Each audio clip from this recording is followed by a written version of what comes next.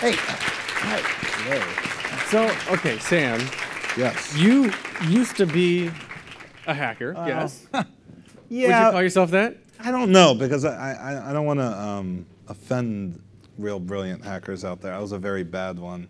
I got caught doing a simple email spoof, and I got busted on that because they traced the IP to my computer lab job that I was working at. So I'm a very, very bad. I used to be a very, very bad low-level hacker. So did you guys show up at your house after that, or? No, I just got fired and put on academic probation. Okay. So does the NSA know you're here right now?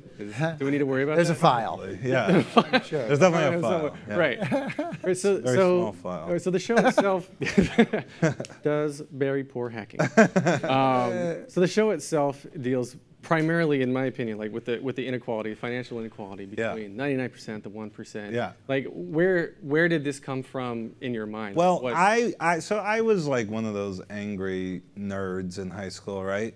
Where you read, like you were like Holden Caulfield and, you know, fuck the man, that kind of thing. And there was something about that angst that I thought was always interesting. And, you know, so I'm Egyptian and I have a lot of family over in Egypt, and they had just gone through the Arab Spring, and they had that kind of spirit too that caused this sort of this revolution over there. And there was something about this anger channeled in this real positive way to bring about change that I thought was really interesting. And so when I go back to the 99% thing and the income inequality, that's frustrating a lot of people.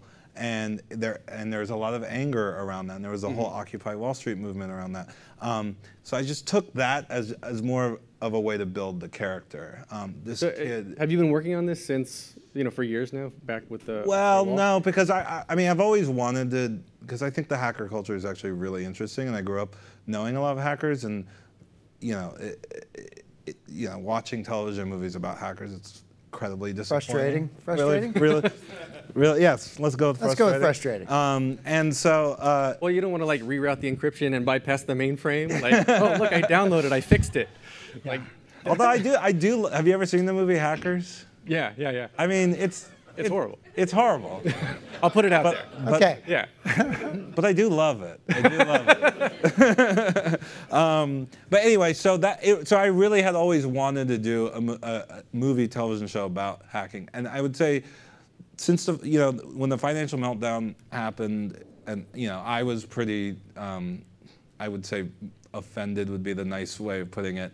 And I remember it started inspiring the character, but then about a couple of years ago is when I infused it with this whole idea of a hacker who sort of had that point of view. Interesting. So, Christian, you look just like that guy from Archer. I gotta. Oh yeah. Slater. Yeah. So what drew you stretch, to the role? I mean, do you have background with any sort of technology like this either, or you just kind of pulling out your acting chops? Yeah, I'm digging deep here with a lot of this stuff. Yeah, I mean, our joke was that I was hack-proof because I had one of those life-proof cases around my iPhone. Oh, the Otter cases? Yeah. I had one of those. I was like, oh, I'm perfectly safe. But I've switched to a Mophie. I can't make that joke anymore. But yeah, so technology, I mean, I have a computer, of course, and I've gotten better. But as we were making the show, there were moments where I'd be like, what's this abbreviation here? CPU? I needed some help. AFK. AFK. Yeah, there were things like that where I was a little out of my depth. So, but he said them really well. Yeah. I enunciated. Yeah. SCADA. Yeah. So working with the younger actors. I just binged the definitions and I was fine. All right. Where am I? Yeah, right. So working with. Set me up with that. Yeah. Hey, shh, don't tell him. So working with the younger actors, then is it good for you, fun for you, or different? Like, because the younger actors. I hate it. Grew up. Really? No, of course I love them. They're great. Rami is amazing, right? And he's terrible at technology too. Is he really? Don't think just because he's younger. Yeah, it's all illusion. That these guys are so skillful, and we rely on Sam and his. And I rely on other people. On other technical people. Yeah. I mean, when we first got the script, we did that scene on the Ferris wheel. It was like an 8-page script, and there were a lot of definitions in there, rootkits, and a lot of different technical terms. And I'd worked on the scene, I'd memorized it, and I really wanted to get all those terms just right. And then he met with another technical expert who then updated those terms. So it screwed up his whole scene. It made it a little bit more confusing. Figuring out IP addresses and the right numbers to say was tricky. So you're at least getting a better grasp of it now. I'm starting to. Like you know what an IP address is? I think so. Yeah. So talking about filming on the Ferris wheel, though, you film in New York. Right. So what are the challenges? Greatest city of all time. I mean. Right. Yeah. Working here is the great. I mean, and we're shooting at Silver Cup Studios, so I can still smell Alec Baldwin's cologne from 30 Rock. It's just his presence is definitely there. He's left a mark. Tina Fey, all those people were there. So just to be able to walk around and take the subway. I take the E train right over and it's a 2-minute walk to the studio, so it's thrilling. And then the offices of F Society were at Coney Island, so that was amazing. Oh, which I did actually look on Google Maps with the address. It is not what it's supposed to be, so I'm disappointed. So I looked up the psychiatrist Facebook page, which is not real, and looked up the address, which is not real. Genius. So you're at Google, of course we fact check here. Right. So those were not real. But in terms of, I'm trying to find my card with all this on there. BlackBerry, Steve Jobs, Hunger Games, Facebook, Josh Groban, Maroon 5, G-Chat. You use so many brand names that it pulls me in personally, and I feel like I have a better connection to it. And I guess being technological, I relate more to it a little more too. But then at the same time, it's almost comic book-esque in that you have such an obvious approach to the evil side. Like the name is Evil Corp, which looks like a cross between Enron and Dell. Was that on purpose? No, it is the Enron logo. Oh, is it? We just took it. I mean, I don't think anybody's going to be fighting for that logo. So. It was easy to get. Oh my God. Easy to get. Like at what point where you said, I'm going to make this as real as I can and then make it as obviously fake and evil? Well, that was an interesting one because there's the line in there where he reprograms his mind to see, think, and hear Evil Corp every time he sees the name of the company. And I at one point said we were going to bleep out the name of the company. We would never actually hear the name of the company. And you would just hear Evil Corp in the show because that's Elliot's point of view. But then I was just like, it's Evil Corp. And the more I got used to it, the more I was like, I think people when watching the show, I don't think we stylize in such a way that they're too over the top or anything like that. I think we still kind of keep it in a grounded world, but the name is Evil Corp. I don't know. I just kind of felt fine. It made sense to me because Elliot talks to the audience, which is a character in the show as well, like talking. His imaginary friend. Right. Yeah. Hello, friend. It's interesting to me that he explained this is Evil Corp, this is what we call them, and then from that point on, that's what they always were. Yeah, exactly. And it was very interesting, and it fit to me. I realized at the end of the show that I said, oh, they never actually said what the real name is, and I didn't care. Right. So good job. Good job with that. Nice job. Yeah. So Elliot, I'm going to quote him here. After the opening scene in the coffee shop, says, "In 3 short minutes, I've destroyed a man's business, life, existence. I deleted him." The language that Elliot uses is very deliberate. And it's almost a dichotomy against what your character says as well. Because Elliot has social anxiety. He's got some social issues. And of course, I assume that was on purpose, right? Correct, yeah. It's like from personal experience of... Yes. Yes. So how does your character you seem a little bit smarter, a little bit more aware, much more socially inept. Nice. Like the character is... The character. Yeah. Let's be clear on that. Yeah. Right. Not Christian Slater. Mr. Robot is definitely more socially aware. Right. Yeah. But the question is? Yeah, so the question is, yes.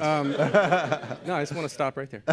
So the question is, how much of that is on purpose, I guess, coming from the writing, and then how much of it is acting choice and how you present the character? Well, let's see. I think the age factor I think is helpful there. That I am playing this sort of mentor type character to this younger guy and sort of manipulating him and bringing him into this world. So that sort of makes it seductive. When you're reading a scene like that, it's fun to play that sort of thing, to play that sort of seductive character and begin to control and manipulate and mold somebody to do things for you that they might not normally consider doing. So. Yeah, I mean, those are definitely acting choices. I mean, the material was there to work with. I think the scene was structured very well and written very well. So it just made conveying that a lot easier, definitely, for me as an actor. Right. Yeah. So did you write that? Yeah, it was definitely intentional because the whole show, I think, is about this guy who's trying to connect. Like the whole irony of the show is he can't talk to people, but he knows every personal detail of their lives. And so here's this guy who's the exact opposite. He can talk to he can talk to anybody, and he's charismatic, and he's open, and he's Christian Slater, and he basically begins to draw this thing out of Elliot. I mean, that is the key, right? Shell. That relationship. So yin and yang there. Yeah. That he is so introverted and. I'm definitely much more outgoing and that playing that other side. Yeah, it works well together. So again, bravo. So I guess no offense to the USA reps standing in the back, but the show is a lot more edgy than anything that I have seen on USA thus far. Like got a little bit of nudity in there. There's some shits and some F-bombs throughout the whole thing. Like, that's not going to air like that, is that, or? I don't know. You should ask them. I keep putting F-bombs in every episode, and nobody's saying anything. Yeah. Yeah. Well, they're saying F-bombs. Well, they're definitely saying F-bombs. USA isn't saying. I think they air it. I don't know what the rules are. I think after a certain point they can't air it with certain language. Right. And then but see, to me, it's like there's always the post life of the show. Not YouTube, excuse me, Google Play. Hopefully, if we're gonna be on Google Play. So yeah, like things like that where then it's unfiltered. You know. Right. But yeah, I think for the premiere, definitely the whole Fuck Society speech. I think they're planning on airing that. Really? I think so. They're looking to push the envelope, which I think is wonderful. Yeah. I mean, because the show again, it gets back to the language and the realism of the whole thing. It pulls me in when they're talking like they would really talk. It's not, again, while doing the same Evil Corp stuff, but that fit in. But I'm trying to figure out how to formulate this. It works for the show because it fits. Yes. So I'm glad that you're keeping it in. Talk to the censors, you guys back there. Good job. Keep it in. Awesome. So that's been the greatest compliment too, to hear somebody who is technically savvy appreciating that it was handled as accurately as possible. Right. I love that. Well, thank you. Yeah. Nice. Sam, what else within the show is more timely and culturally resonant, do you think? Like, where are we going to see the show go that makes more sense? Well, again, it's always about for me, it's always been about the character Elliot. And what he's going to go through and how he's going to either change the world or not. But I think the timely thing about it is there is this revolutionary spirit that is coming about, and it has a lot to do with technology. It has a lot to do with social media. I mean, the whole Arab Spring happened because of Facebook and Twitter, and Google Plus wasn't around at the time. I'm sure it would have been on Google Plus. Right. But anyway, I think technology is drawing that out, and I think beyond the hacking part of it, which let's face it, it is kind of a superpower nowadays. A bunch of hackers were able to take down Sony, and this the CEO had to step down. that's you know, that's a powerful Yeah, he who thing controls the internet controls the world. It's real. Yeah, the Target, and the Home Depot, and Sony. Yeah. And then Obama just got hacked. So but beyond all of that, I think there is a positive thing in that there's a way to use the technology to really have change, good, you know, positive change happen, and that to me is where I think the show's relevance really comes from. I agree. So, Christian, are you afraid to like go home and get on your Apple IIe now? A little bit.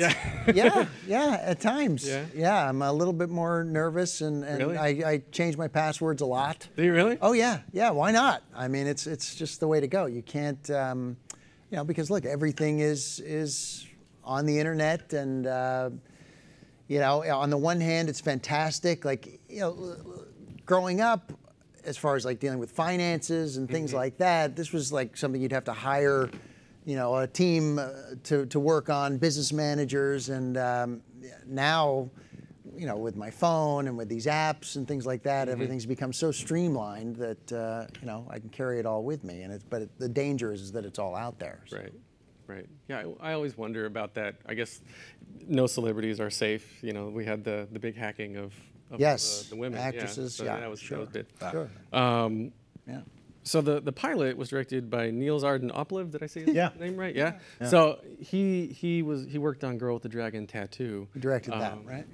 Yeah. So that it's reflected in the episode that it's a very direct cinematic feel. Like, was that what? Did you set out writing the pilot with that feel in mind, or did it? The initial. So when I first started writing the script, I was writing it as a feature. Really? I'd never had television experience. I wasn't intending to go into television. Yeah. So I started just writing it as my next feature film, and I got to about page 90, and I realized that I wasn't even like halfway through Act 1. So this was going to either be a really long movie that would never get made, or I was like, you know, I could stop writing here and just turn it into a pilot. Right. So I was like, well, that's easier, so I'll do that. And so it has that cinematic feel because, and by the way, you know, when making the show, we're continuing that on because there is an end. Like I had an end in mind when I was writing the feature, and we're still building towards that end. So there's not like we're not doing this procedural thing of like hack of the week or anything like that. There's a story that we're building towards. It's a season arc. Yeah. So it's a series arc. Oh, series arc. Yeah. So it's a 10 episode season 1, right? So that's kind of unusual too with cable, because cable usually does 13 or more, or you know. You know what's funny? So they wanted to do 13. I don't know if they wanted to do 13, but we were originally budgeted for 13. I was the one that wanted to do 10 because. The naming, this is how nerdy I am. The naming convention of every episode is episode 1.0, 1.1, 1.2, and the season finale is 1.9. Right. And then season 2 would be 2.0, et cetera. And when they were like, well, you don't want to do 30, I'm like, well, then it would script the whole. Well, then I can't. Then it would. 1.12. There'd be 2.2. Yeah. And then even this screwed it up because episode 1 is 1.0 and episode 2 is 1.1 and episode 3 is 1.2, and people were like getting so confused by that. And they Techies don't, because we start at 0. Right, exactly. And that's what I kept saying to them. They were like, what are you talking about? Can't you just name it 3? Anyway, that's just to give you a taste. But I kept it in there, so we're all good. Good. Well, I appreciate it. How did you get involved with the project? Let's see. I read the script. I sat with you and Nils and Chad and How'd you even get the script? Is it my agent? You know, yeah. I guess you guys reached out to Darren, my agent, and then we all just got together, and you know, with everything, you know, I'm always a little nervous and a little trepidatious to start something, but we did sit down and talk about it, and I had some insights into the particular character of Mr. Robot that I wasn't sure were accurate. But when I talked to Sam about it, we both saw eye to eye on that, and I was thrilled with the direction he was going in. I think I did the same thing that Elliot does at the end of the pilot. You know, I threw my arms up. I was like, oh, cool, that's where we're going? Oh, great. You know, I was really happy. You got to remember, like, so, you know, I'm writing this character as essentially this kind of crazy anarchist guy, big character. and pump up the volume, Heathers. I mean, Right. you can't get much. I mean, it was perfect. So with the fact that he responded, we were sort of over the moon about. Oh, that's awesome. Perfect. Yeah, yeah. Oh, it's fun. Wow. I like to be an anarchist. still doing it. And a rebel and all that stuff. Yeah, can't let it go. What are the challenges of filming in New York, the exterior scenes? Because I mean, Well, for you guys, you were in Times Square, so Yeah, that was a there's a lot of nightmare. people like looking and. I mean, I was just dissecting the Ferris wheels on the Wonder Wheel, and Yeah. to keep continuity between all of that. Well, we That didn't. was something Nils talked about. But we didn't. We just Yeah. well, you know what we did do? We did the whole scene. Yes. And it would go around twice. So we wouldn't cut. We would just do the whole scene, straight. That's one of in one of the first meetings with Nils, he did say that he was going to start the scene at the start of the Ferris wheel, and that if I messed up, we'd have to go back to the beginning and start Right. again. Right. I was like, really? Okay. But those are challenges that sometimes get presented to an actor, and you're like, all right, man, you want to test me? Fine. And, so I think we did it a few times, which was And great. can I say something? Like the server farm, the hardest. Like I was like, oh, this will be an easy location. Yeah. The hardest location. Oh, yeah. to get. We asked you guys here. Nobody would way. let us no, bring no. a camera Near it. near it. Not even. Wow. It was terrible. Yeah, people are really protective of their physical data. Their database, yeah. Yeah. Whoa, of course. I know. Were there two cameramen in the Ferris wheel with you guys? Yeah. Like you're Yeah. doing alternate shots. Yeah, I mean, look, that was the first scene that we shot.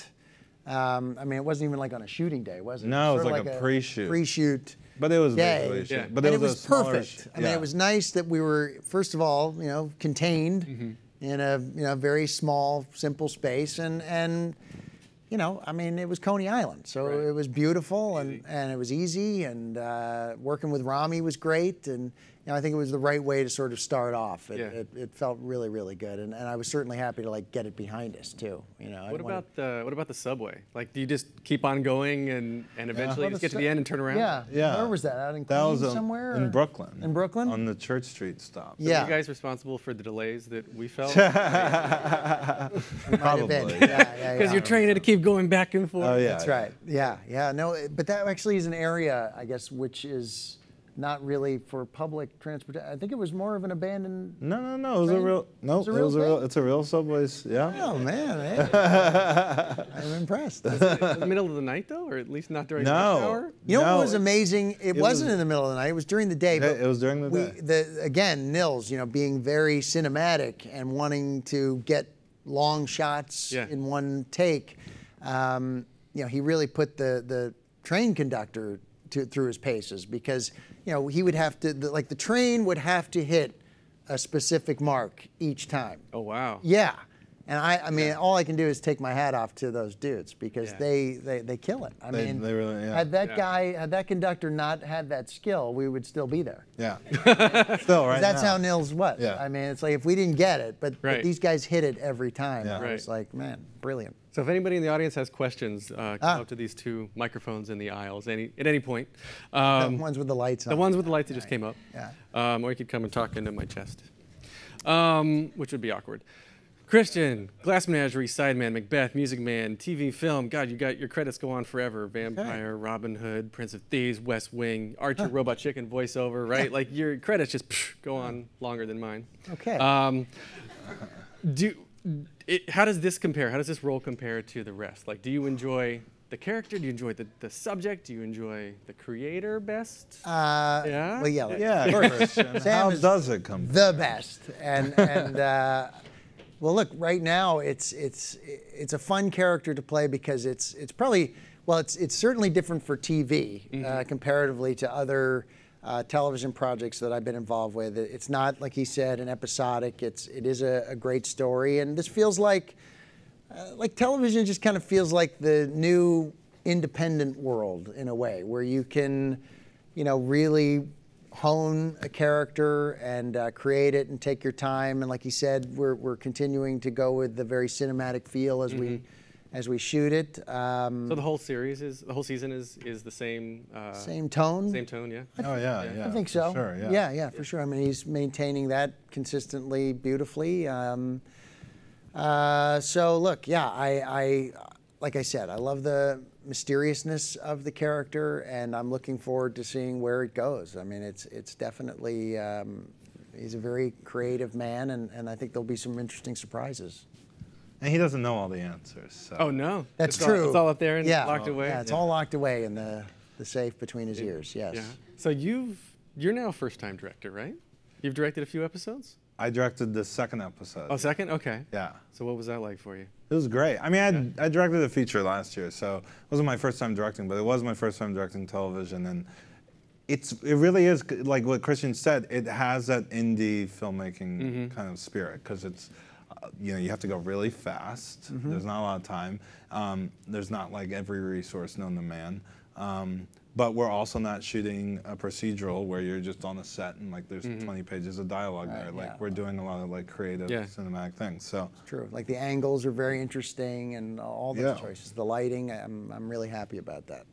So do you know, you don't know everything of where your character's going? No. Like, how much knowledge do you give him when he's asking about the future, how to play scenes now in relating to how it's going to play out? Do you give him any hints? Gives me just enough. Yeah, I kind of give him enough to know what to do in the episode. You know what I mean? Is there a reason you keep it to yourself though? Like, shouldn't the cast know where their character's going? Well, there's a lot of, I don't know. That's not necessarily the best thing to know, to know where they end up. You know what I mean? You don't want to give an actor too much information. Yeah. You really don't. You really don't. And like, you know, like Woody Allen works in a. Yeah, he doesn't even give them the script. Yeah, you know. So I know. He gives them the pages of the scene. Yeah, you get the pages. The day of the. It's kind of like I think the Walking Dead cast too. They're like, yeah, I didn't die today. Right. Right. Yeah. Yes. Exactly. Yeah. Absolutely. Yeah. Question. All right, man. Thanks for having it be very realistic, including shooting in New York City. I was trying to find out what train stop you guys were at before. But on the technical side, like that's what drew me into that. It was like more accurate than like 95% of what's out there right now in terms of TV shows. Like, why is that? Like, what was the difference that you guys go through that every other show just doesn't try to do? I mean, my personal theory, you're talking about why they don't do that? Why other shows don't do that, or why we do that? Well, no, yeah. Why do you guys do that, and then why do the other shows? Well, because I think it's so? corny. When I watch these other shows, and they're like the one thing they can think of is we have to throw graphics at the person, and they're like doing this on the keyboard, and they're like just they're inside the computer. Yeah. I don't get it. I'm like, if you actually do the real thing, I think it's very compelling. To me, that's still very compelling. And you know, also hacking is not just about being on the keyboard. There's a lot of social engineering that's involved in trying to figure out what a person's password might be, or how to, like, you know, find a hole in in what they trust to get inside their network or their email or whatever it is. So I honestly, I just find it way more compelling. I don't find cheesy CGI graphics that make no sense all that interesting. Yeah, thank you. You're welcome. Yeah, question. Yeah, again, a lot of fun. Thank you very much for showing this. One thing I was curious about was with the subway scene, the extent to which your character is like sort of explicitly quoting and has a relationship with like other hacker movies, because it sounded a bit almost like the Matrix scene, like, I'm going to take you to the rabbit hole instead of to Brooklyn. Yeah. I'm curious to what extent, like, your character sees it as sort of quoting some of this stuff, or that's more echoing it at a more meta level. No, I mean, meta, sure, whatever. Or you could say just ripped one of the lines off, but because again, you know, I'm a huge Matrix fan, and I always wanted to like. There was always an homage, and I don't even know if it's subconscious or not, because I feel like I forgot if I did. But there is one line in the show where he says something, where he says in the Ferris wheel, there's something that control. I can't quote the line, but I think it is what. Not Neo, Morpheus. It's what Morpheus says to Neo. Yeah. Well, I swear that's it. I think. I think. But I'm just a big fan of that movie, so I had to Me too. Oh gosh. Yeah, it's a great movie. I love it. I love it. One of my favorite quotes is, "Money hasn't been real since we got off the gold standard. It's become virtual. Software, the operating system of our world. We're on the verge of taking down this virtual reality." I love that one. I'm pretty sure that's me. Yeah, question. So you just picked up on the social aspect of hacking. Yeah. So the character is socially awkward on the one hand, but on the other hand, you put in those moments where he is actually doing social hacking or engineering, and he's asking his victim for certain details, which is great. So there's really this part where the character is socially awkward, but then when he hits his stride, when he is in his element, that just drops away. He's doing the social hacking. He did that in the cafe scene in the beginning. He did that later on with this this partner of the psychiatrist. Can you explain a little bit more how you wrote that in? So it's about vulnerabilities, which is also another, I guess, technology term or hacker term. So I think Elliot, and I think this is true again for people that I know who are also hackers, like they are confident when it comes to their work, less so when it comes to being vulnerable, showing something about who they are, because that's where their insecurities lie. And honestly, it's such a weird parallel because that's the thing hackers look for, vulnerabilities. And that's the thing that they always try and protect. So yeah, when he's supremely confident and he's like playing a character to these people, he can talk and he can be social, and it doesn't, because he knows that he's not having to open up. But when he's confronted with Angela or Ollie or anybody who wants to try and actually get to know the real Elliot, that's when he freezes up and can't function. Okay. Cool.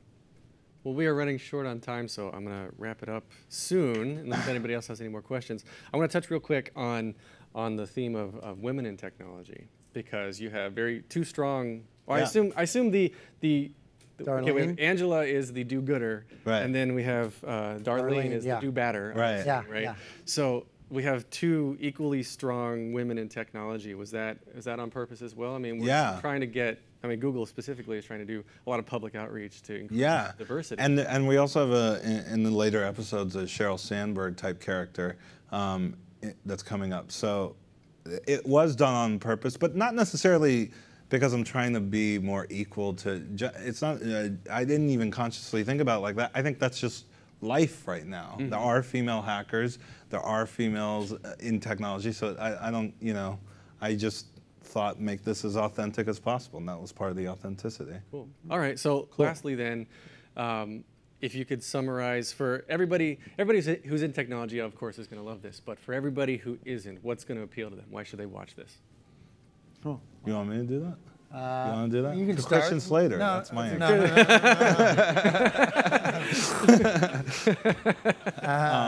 Jeez. I would say, look, at the end of the day, whether it's about hacking or cops or lawyers or whatever, at the end of the day, it's about people. And I think if someone's going to watch this, it's because they like Elliot, they relate to him on some level, they relate to Mr. Robot, they get enjoyment out of him, and so on some level they know a crazy uncle is like, you know what I mean? That's sort of what happens, is that your personal, the characters come off as real people in your life. Yeah, I think it helps too, to that point, that you make so many references to real things that everyone can relate to something like, I like Hunger Games and I own a BlackBerry. So everybody's got something that they. Or I hate Apple. I hate, I didn't say that. Okay. Anyway, so if nobody has any more questions, we'll wrap it up. Please, everybody, put your hands together for Sam Esmail, Christian Slater. Thank you. Thank you. And Mr. Robot premieres Wednesday, June 24th on USA, 10 p.m. Eastern, 9 p.m. Central. #Mr. Robot. Go out, watch it, tell your friends.